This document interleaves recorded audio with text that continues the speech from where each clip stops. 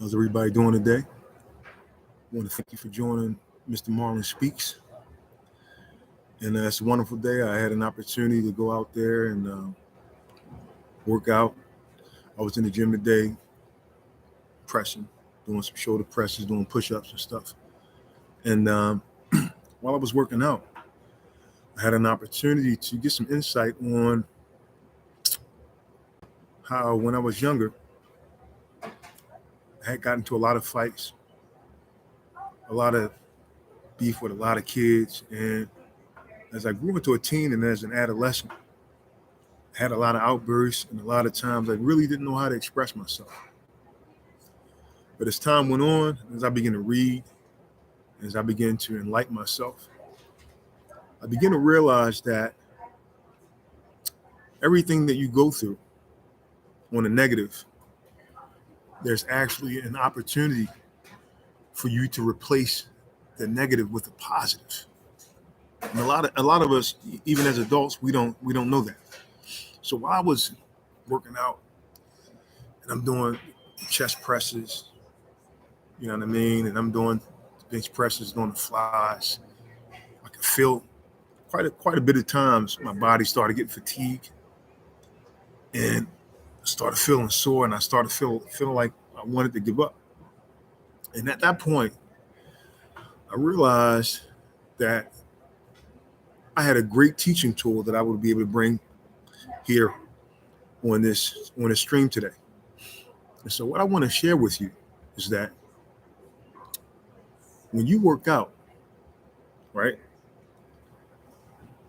just like in real life, when you go through a situation, a lot of times when it's, things that are stressful, when you want to give up,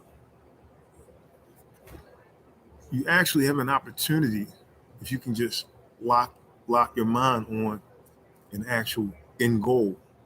You can actually press through and actually, beat that feeling of fatigue, beat that feeling of wanting to give up. And working out is a great opportunity, and it's a great way for you to learn skill sets that you can use in life, right? Because a lot of times, like I said, when you get put into a situation where you're in conflict and you want to give up, a lot of times, we may feel like, I'm burnt out or I just don't want to deal with it. And we just walk away. And what I want you to understand is that it's at that point of walking away where just like if you're doing a bench press, or if you're doing some leg lunges or whatever it is that you're doing to work out, if you were just at that feeling of fatigue or burning out, if you just focus your attention, focus your mind on the end goal and what the reward's going to be of actually getting that 1 or 2 more reps. And then if you can take and use that same principle in a real life situation where you're dealing with an obstacle, you're dealing with an issue with someone, and you just push through and focus on what's the reward or what's the benefit of actually following through with this and not giving up, you're gonna realize that you're actually stronger than what you thought you were. And so right now I want to share a poem with you that's actually it's the name of this YouTube stream called The Me Nobody Sees.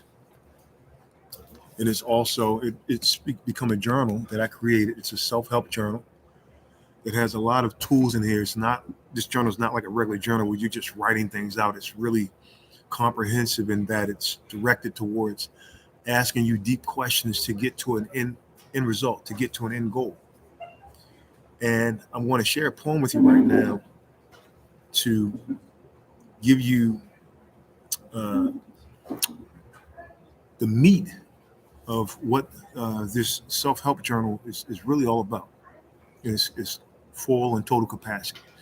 And so the poem goes like this, in which this journal is named after. Smart, intelligent, full of wonderful ideas. But when I'm home behind closed doors, my mind is full of fears for what I am supposed to be It's really just not me. It's really just a big facade, not what I want to be. You see, sometimes I look inside myself and I try to find out why. Why? Why have I let my hopes and my dreams so many years gone by? Was it all for those times I tried to be what you perceived? No. I should look first inside myself, the me nobody sees. And so, after writing that poem, for years and years of going into schools, elementary, middle schools, high schools, reading that poem to students, reading that poems also to adult learners in colleges on the topic of self-identity and self-esteem. The one thing, the biggest thing that I wanted people to understand is that not only should you be asking yourself that question, but more importantly, you should be exploring things. You should be rolling up your sleeves and using yourself as a test tool, as a test kit to find out what it is that you were supposed to be, what it is that you were created to be, what is it that you are destined to be. And the only way that you can do that is if you allow the light bulb to not only come on, but be willing to change the light bulb to different colors. Not only should you paint a broad stroke of a bright yellow color or a bright pink, but you should explore many different colors of many different hues of different experiences until you're able to come up with how you're really talented, how you're really gifted in certain areas. And so earlier I was on Facebook and I was talking about how when I was a kid, I used to do what's called Arabbing. So if for anyone that was born in the 70s and in the 80s in the city of Baltimore, you would know what I'm talking about, where um, you'd be walking around with an older adult with a horse and a cart full of fruits and vegetables and even meats. And you'd be just walking through different neighborhoods for miles on end, sometimes up to 6, 7, 8 miles, walking. You're saying cantaloupe, banana, orange, watermelon. You just saying this, and people would. I don't know if anybody has ever seen New Jack City or some of the other, Spike Lee films or some of the old nostalgic films where the ice cream truck would come through the neighborhood and people would stick their head out the window and see what who was selling ice cream and see who's in the neighborhood out there lined up to buy an ice cream cone. People in the neighborhoods would stick their head out the window, stick their head out the door, and they would come out and they would patronize me and whatever whoever the man was that I would be with. And I gently, grab the item that they said that they wanted, that they selected. I run up to the door. I'd give them, their fruit, whether it be a banana, apples, orange, whatever the weight was, and then I'd get the money and then take it back to the man. And we would just do this, walking around, through different neighborhoods. And so while I'm doing this, I'm developing the characteristic of grit, sticking my chest out as a little boy. I'm getting more confident. And then when I would, get tired of doing that, I'd move on to something else, such as squeegeeing. And for those of you that may have seen some of the news articles with some of the things that the squeegee kids are going through in the city of Baltimore, we'd be standing out on corners with a squeegee and a bucket of water, putting dishwashing liquid in there, and we'd be just pushing it down in that water, doing a red light, traffic light. We just walk up to the window, start wiping it down to get money, because I was a child. I wasn't age appropriate enough to go and apply for a job. You're talking about someone 9, 10 years old, 11. So do that. And I'd just be exploring different things, idolizing guys on the streets. So also, like I said, if you read the Facebook page, I also did some, I experimented as a kid, as a child, like most kids in the inner cities when you don't have a father in your life. What begins to father you is the environment that you grow up in. So if you're seeing older kids selling drugs, you're going to sell drugs. A lot of kids, they see people sticking people up, they experiment and try to do that. And unfortunately, some of these more extreme and negative ways of experimenting to find your own self-identity does lead to premature death. And so it's pretty much why the reason that I'm on here today is to lend my skill sets, to actually give my skill sets, and to lend my voice to people out there who are not just curious, but who don't have the proper guidance to actually know what to do or what not to do. I believe that it's an honor to be able to have so many experiences and to be able to get here on to YouTube to create a channel where I can lend my experience. I can give advice, give sound advice and wisdom to people out there that don't know what to do, who need to be encouraged. And so again, through those experimentations, I began to be able to fill over the void of the negative energy that I was feeling inside. Because through those experimentations and exploration of trying new things, even as a child, what it did was it helped to take away some of that idle time. So when you're seeing kids at home, or even adults, when you're sitting there and you're idle and you're wanting to not do something, it's actually the time where you actually need to do something. You need to try something. You need to do something constructive. And there's many things out there. I know when I was as a child growing up, we didn't have YouTube. We didn't have uh, a lot of the video games. And I ain't just talking about the ones that deal with the shoot 'em up, bang bang, but a lot of the creative and the artistic video games that are out there that allow you to work out. Such as Wii, where you can play golf, or you can box, or you can shoot a basketball, or play tennis, tabletop ping pong. Right? We know when I was a child, we didn't have those things. We'd have to actually go out there on the streets and actually play. But now, and of course, it's a good time to have that because of a lot of the dangers that's going on outside in the streets.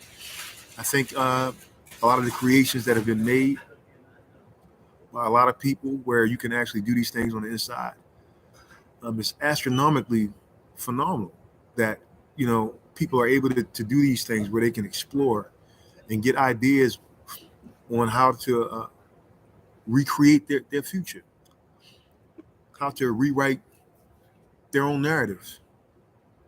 And so in doing the things that I was doing as a kid, each and every experiment gave me an opportunity to rewrite my own narrative, in which I'm able to speak on right now. And so in this book right here, as I wrote back in like 2011, 2012, called Be More, The Struggles and Successes of My Life, I talked about a lot of experiences growing up, seeing kids at the age of 13 to 14, 15 years old, not even having a driver's license, driving a car, traveling, doing things, mimicking, older people in the neighborhood. They were doing this because a lot of us didn't have fathers. We were raised by single mothers. And so, I also say in the book about how, I ended up, getting locked up at the age of around 11, 12 in Boston, Massachusetts. And while I was locked up, I realized that negative jump of faith that I took in going with these kids and going to Boston to trade this car in for a large sum of cash.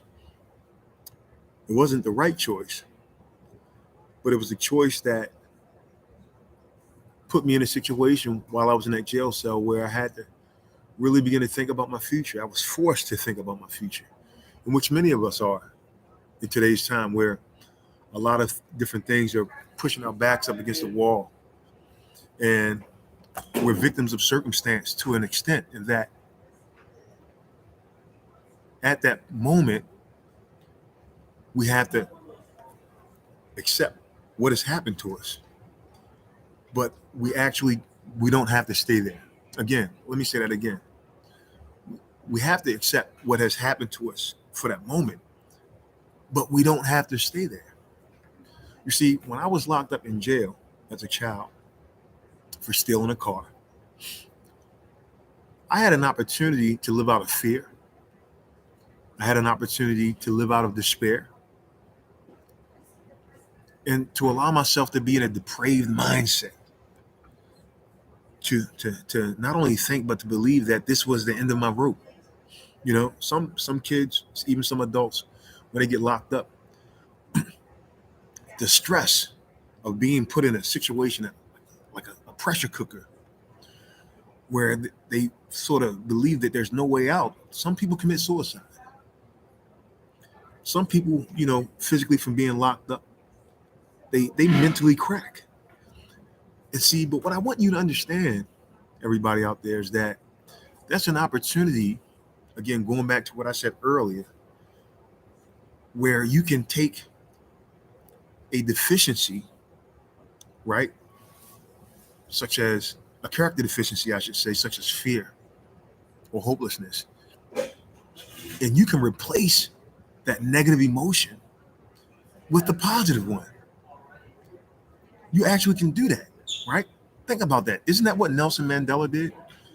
Being locked up for over 20 something years in prison. Instead of him living out of that experience and staying there in his mind while he was physically locked up, he allowed his mind to wander and to elevate to a higher level, a heightened level, to give himself inwardly a different experience and emotion.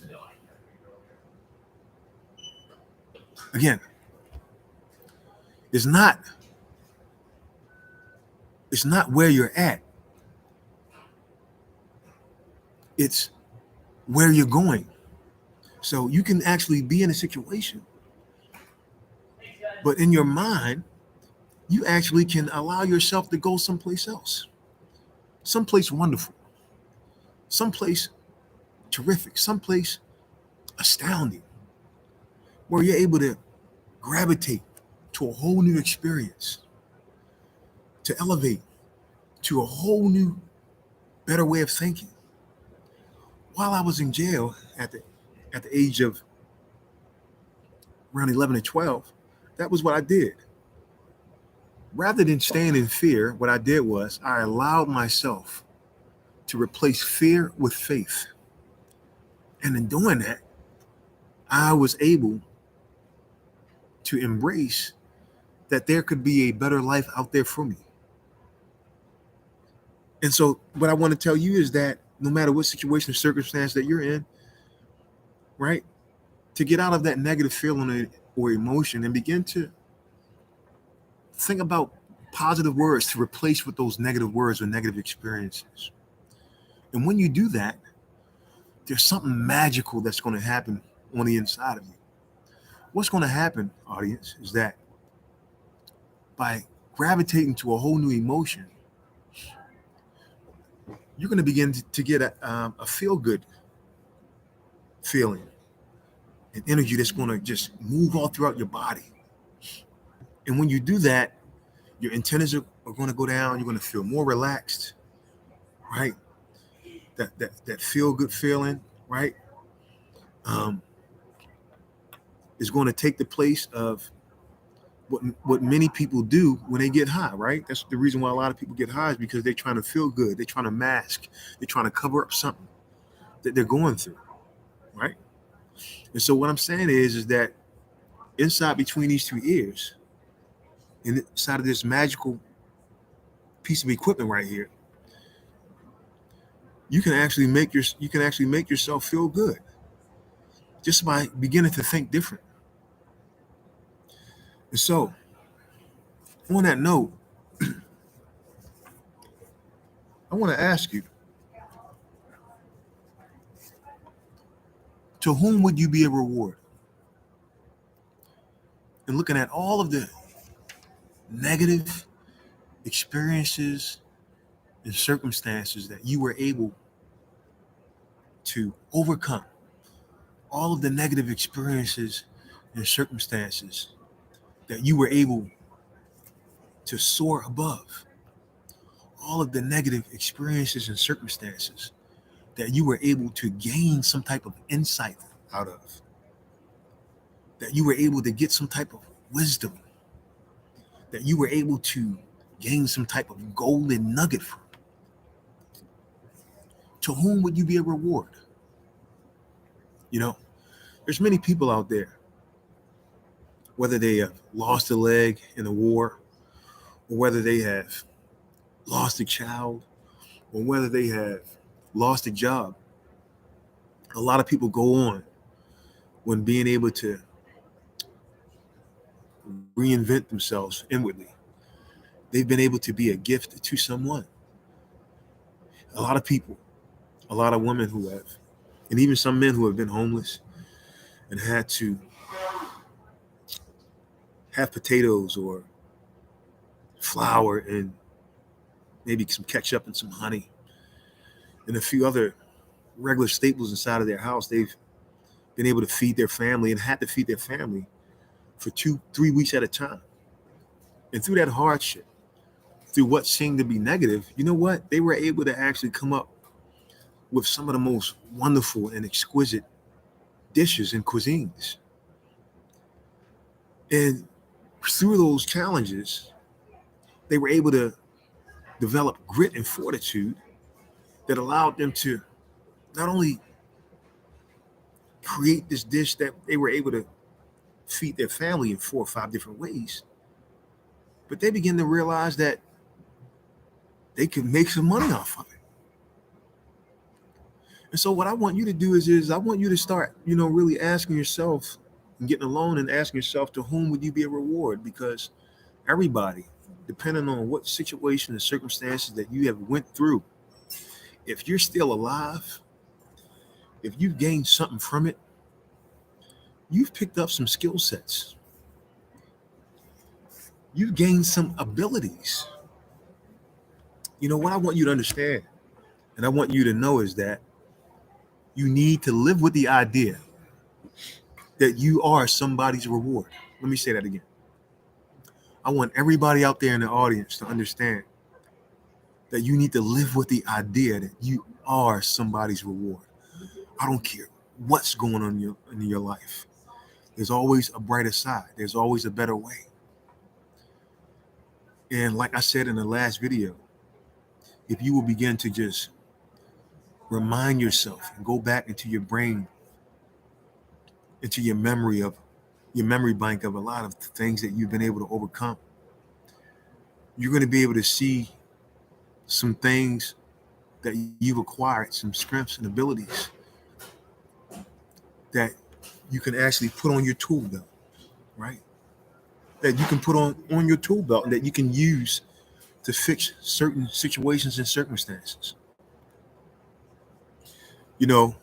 As a child, and doing all of that walking and Arabbing, selling fruits and vegetables, and trying to sell drugs illegally, I developed a spirit of entrepreneurship and a natural ability to sell, a natural charisma to be able to talk to people. Another thing that I did as a child was I was naturally gifted with what's called linguistic intelligence, meaning that you're word smart, right? So people that are naturally good with words, they're good at spelling, they're good at writing, they're good at speaking. right? Martin Luther King, Nelson Mandela, Oprah Winfrey, Zig Ziglar, Iyanla Vanzant, T.D. Jakes, Pastor Joel Osteen. These are people that are great with words. Maya Angelou, poet. Jay-Z, rapper. I actually had that skill set. And as a kid, I remember second grade being able to read on the 10th and 11th grade level, having an opportunity to represent my elementary school in a citywide dramatic reading competition. I was always good with words. And so my back was up against the wall as a kid, as an adult in Philadelphia, Pennsylvania, seeing some friends of mine who had great sibling rivalry, great families, and being awarded the court and being confused about my life, having a wonderful family that I had been adopted into, but still being curious about who was I? Who was I personally, outside of the birth family that I was born into, the wonderful family that I was adopted into, which was the Owens family? Who was I individually outside of the families in this universe that I was dropped into? I needed to find out who was I. Again, the Me Nobody Sees, which is what this stream is all about. The title of everything that I'm going to be talking about. One day I was sitting in a corner, beginning to cry, bawling, just really stressed out. I began to just ask myself, to God, who is it that you created me to be? What is it that I'm here on this earth to become? After several days of yearning, of seeking out the Most High, Elohim, the Most High God, the creator, master of the universe, began to tell me to go back to when you were a little child, when you were in elementary school, reading at such a high level, writing, understanding the feeling and the emotion of words. That is who you are. And so, I want to say to everybody out there, whether you're an adult, whether you're a teenager, I want you to get in your most intimate place. And I want you to ask your creator what it is, who it is that you're supposed to become. I know once I asked that question, I began to write. And you already see, I have 2 books right here. 2 of the several books that I've written. I began to write poetry. I began to write books. I began to speak. I began to get invited to come and speak, in which I've spoken at elementary schools, middle schools, high schools, and colleges. I began to get invited to come on guest shows. I've done sports shows. I've done different types of things, and it was because I had to ask myself that question, in which I can now say that partially, not totally, but partially, because I'm still growing. I'm still finding out so many wonderful things about myself. But in that, I sort of know who I am, and I have the confidence to be able to get here on this YouTube stream today to tell you that whatever it is that you want to be in life, that you want to be in life, that really you already are. You just have to begin to experiment with yourself and understand that the me that nobody sees is the one that you truly are. It goes well beyond that, in your identity, it goes well beyond the family that you were born into, whether you were born into a family or adopted. It goes well beyond what people may say that you are for the moment. It goes well beyond who you're going to be 10 years from now. Once you find out and begin to get on that track, I don't want you to get off. Because what you're going to find out is that at the end, you're going to create a legacy that's so astounding that you're going to be able to make the impact that you're supposed to make on this earth. And so, on that note, I'm going to end, because I can go on talking forever. On that note, I'm going to end. But what I want you to understand again is that you can be whatever it is that you want to be. I hope you guys got some golden nuggets and some principles out of this. And I'm really, really looking forward to talking to you guys again soon. Okay? All right. Bye-bye.